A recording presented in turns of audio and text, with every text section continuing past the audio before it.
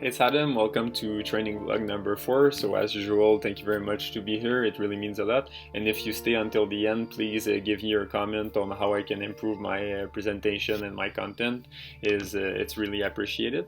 So as usual, we're gonna start by the physical training. So we're gonna go in depth in my training peak, and I'm gonna describe you my training this week, and it's gonna help you apply it to your own training. After that, we're gonna look at the sport psychology concept that I use the most this week. So the sport psychology that I make sure to apply in my life this week.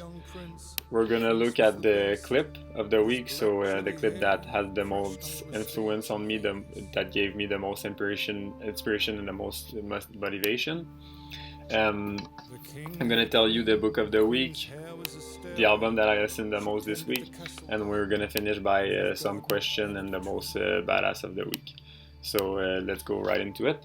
So this week it was a little bit the same objective as last week. So the first goal was to stay healthy, and the second goal was to work on max power.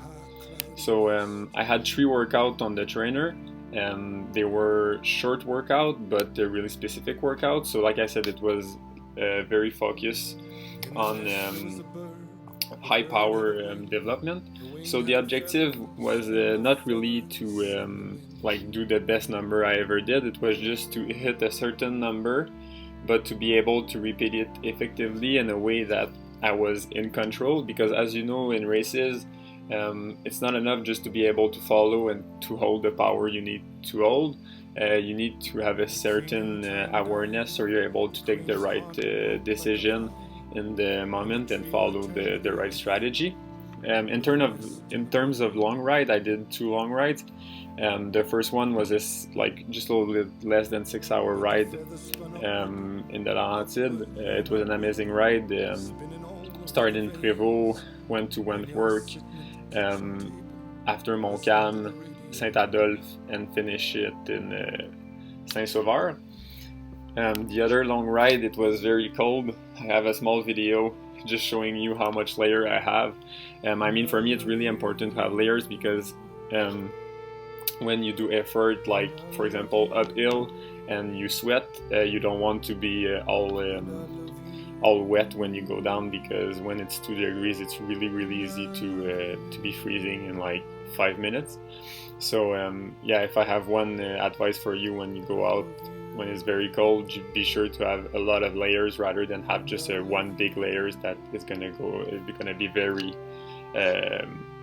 wet if you sweat.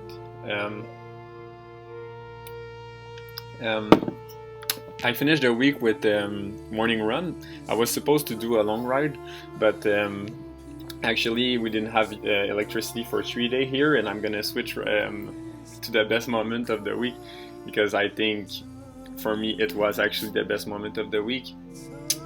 It's maybe counterintuitive, but having no electricity, it really gave me the opportunity to actually talk to people a lot more than I do normally. So I had a lot of time talking with my family, talking with my girlfriend. We had the time to do some board games. We went for dinner and breakfast to my family on my father's side. So it was very a realization that technology really gets in the way of us experiencing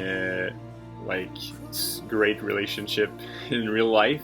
So that's a thing I think we really need to think about, but that's a bigger thing. So like I said, I changed the training. I was supposed to do a long ride, but I did a morning run to go to breakfast, because we were not able to make breakfast here because of the lack of electricity. So I went with my father. I think the off-season is a very good opportunity to include people that are very important in your development. So I was supposed to do just a small jogging in the morning, but it turns out it was a race to the death, but it was very fun. And in the afternoon I made sure just to do an easy spin, because those hard runs are very hard on the body, and I just don't want it to hypothec the other training I would be doing the week after. So we're gonna switch to the mental training of the week. So this week is about control, so I'm gonna read it, and if you want to take note or listen carefully, I'm gonna read it for you. Be wise. Differentiate between what is within your control and what is not. With experience and knowledge, become an expert at making the difference, and don't bother engaging with thoughts that concern things that are out of your control. Notice, accept, and let go of every thought that regards circumstances that you have no influence over. It will save you from valuable mental energy and invest this newfound peace of mind for reflection, planning, and deep thinking. Cultivate moral purpose by always selecting the optimal response. You must let your value guide your reaction to every stimulus. Train yourself to recenter your mind and reclaim your calm with every event in your life that push you towards complaints. Make it a constant practice to see just how fast you can recenter your intention. So the mantra I use, and I think you could use too, is I have the serenity to accept the thing I cannot change, the courage to change the things I can, and the wisdom to know the difference. So now we're gonna go at the clip of the week. So it's about UFC again. It's Stephen Wonderbolt Thompson. He was actually fighting this weekend, and he already had 2 defeats in a row. And how it works in the UFC, if you have 3 defeats in a row, they normally don't offer you a contract. So at 37 years old, it means like if he loses, he's gonna retire. So he had his back against the wall. So we're gonna look at the interview he gave after he won his fight, so he was able to stay in the UFC. I'm wondering, with that being said, how much was riding on this fight as far as your future? I would say a lot. I mean, after a third loss wouldn't be pretty good, especially in the UFC's eyes. You know, I've seen guys get booted out with less than that. So all this stuff is going through your head. But for me, that's just like, man, that should be in my head. You know, that negative stuff should be there. So every time that would pop in my head, I would fill it with something positive. You know, I'm gonna go out there and win this thing. I'm gonna end this fight with my hand raised. So that's what I tried to do going into this fight. Actually walking out, there's so much stuff that pops in your head. You're gonna die. You know, when you walk out, that's literally what you're thinking. And I'm wishing like an asteroid comes down and blows the place up so I don't have to fight. You know, all this stuff is going through your head. It's like, it's crazy. And I've got close to almost 80 fights. And every time I step out there, it's the same. But I think when that goes away, maybe I need to hang it up. You know what I'm saying? So those nerves definitely help you when you're out there. But I try and fill those negative thoughts with something positive for sure. Was there a chance? The only thing I can say is, wow, I think there's a lot to learn from this interview, but I think for me the 3 main point was, first of all, to replace negative thought with positive talk. So he makes sure to, every time there's a negative thought popping in his head, he makes sure to acknowledge it and to replace it with a positive one, and actually to visualize the desired outcome. He also makes sure to precise that the fear and stress are always going to be present. It's his 88 fights, so yeah, the feeling of stress and fear like does not go away ever. Our goal is just to manage it in a way that it helps us perform in a better way. And finally, he just said, I think that if the stress actually disappear, if the fear disappear, it actually means that it's time to retire, because he acknowledged that stress is just an essential part of performing to his best. So thank you, Stephen, for the amazing interview. I actually learned a lot from that, and I hope you learned too. The book of the week is Waking Up by Sam Harris. Sam Harris has a PhD in neuroscience, and he's a philosopher. Waking Up is about discussing the spirituality like in a rational and scientific way, without the inclusion of religion. So how can we discuss spirituality and have spirituality in our life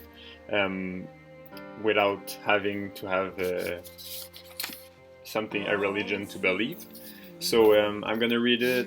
I'm gonna read you like my favorite 2 quotes and tell you what they mean for me and how they relate to the book in a more general sense. So your mind is the basis of everything. Your experience and make every fun. Given this fact, it makes sense to train it. So positive emotions such as compassion and patience are teachable skills, and the way we think directly influence our experience of the world. So Sam concludes that a healthy mind is a mind that can quickly get back to well-being. So in this book, he actually really helped us discover how to do that with some guided meditation and some advice on subject that regard the psychology. Another quote that I have for you: the problem is not thinking in itself, it is the state of thinking without knowing that we are thinking. So you actually help us understand that meditation gives us the opportunity to have a choice, to have the freedom to act according to our deepest values. So when we have a thought, we actually can make space between our stimulus and our response, and in this space we can choose the optimal response. The book is divided in 5 chapters. The first is spirituality. The second one is the mystery of consciousness. The third one is the riddle of the self. The fourth one is meditation, and the fifth one is guru, death, drugs, and other puzzles. So he guides us on those principal subjects. I actually think it's an amazing read. Sam Harris has a very direct way of writing and a very clear way of writing, but I really think what he's saying is very intelligent and very interesting. So I really suggest it. Waking Up by Sam Harris is the book of the week. So now we're gonna switch at the album of the week. The album of the week is the new album by Nick Cave and the Bad Seed. It's been the album we've been listening to in the background for all the video. Normally the album that I give are album that I listen like on my bike, rocking it. But this week album is very more relaxed. So I really think that you really need to carefully listen to this album with great attention. It's actually perfect for me for a long spinning session. I just pull out the lyrics and read it when the music is actually playing. Honestly, it's like I said, it's an amazing album. The melodies are bigger than life.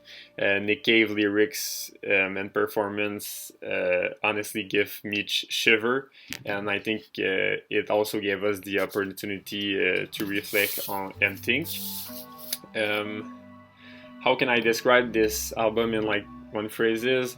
I would say it's like a complex meditation on mortality, grief, and emotional pain. So if you're down for that, I think it's just a tremendous album, and I really suggest it. So now we're gonna go to the question of the week. So I'm gonna pull them out on my iPhone. So the first question is how do you relax before race? I personally think that the goal is not really to relax before a race, but to use stress actually as an additional tool to help our performance. How did I do that?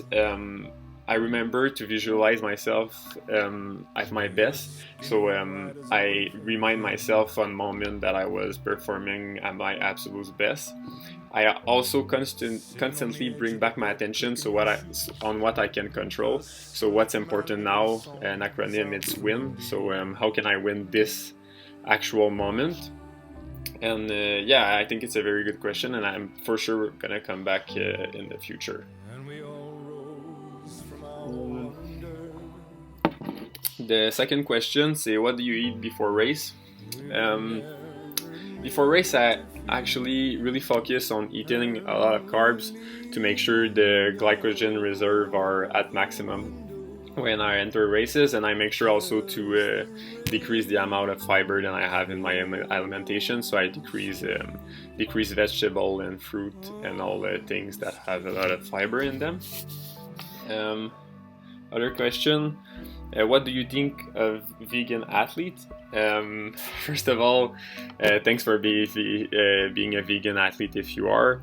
It's a beautiful gesture for an environment purpose, but also for the animal. And I strongly believe that it takes a lot of discipline, and I think it can be beneficial, but only if it's really, really well done and if the athlete really know what he's doing.